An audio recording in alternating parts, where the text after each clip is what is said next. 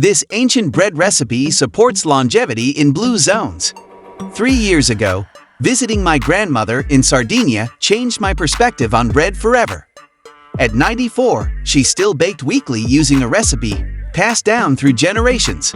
Her vitality and the longevity of her village sparked my curiosity about traditional foods. Blue zones are regions where people consistently live past 100 with remarkable health. Researchers studying these areas discovered that traditional bread recipes differ dramatically from modern commercial versions.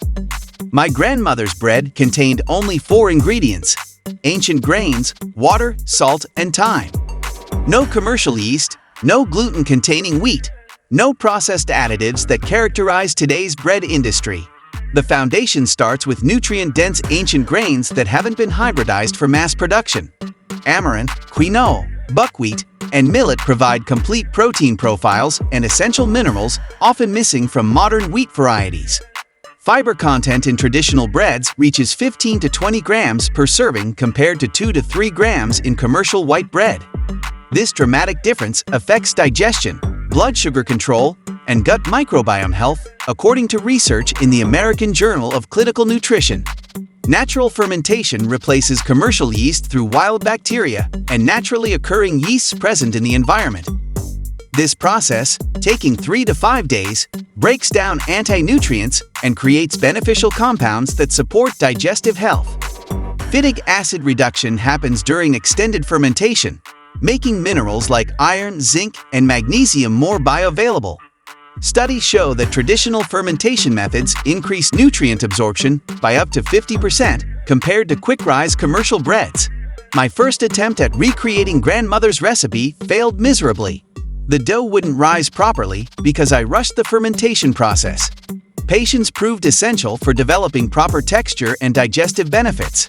Sourdough starters contain lactobacillus bacteria that produce lactic acid, naturally preserving bread while creating probiotics that support gut health. Research from Stanford University shows these beneficial bacteria survive baking temperatures and colonize your digestive system. Gluten-free doesn't automatically mean healthy, but ancient grains naturally lack the problematic proteins found in modern wheat. Incorn, spelt, and emmer contain different gluten structures that many sensitive individuals tolerate better. Blood sugar impact decreases significantly with properly fermented ancient grain breads. The glycemic index drops from 75 for white bread to 35 for traditional sourdough, reducing insulin spikes and supporting metabolic health. Preparation requires planning but minimal active time. Mixing takes 10 minutes, but fermentation spans several days. Once you establish routines, fresh bread becomes available weekly with consistent effort. My recipe evolved through months of experimentation. 2 cups mixed ancient grain flour, 1½ cups filtered water, 1 teaspoon sea salt, and 1/4 cup active sourdough starter create the foundation. Mixing technique affects final texture, combining ingredients until just incorporated, then allowing gluten-free flours to hydrate fully, produces better results than overmixing, which can create dense, crumbly bread. Fermentation temperature influences timing and flavor development.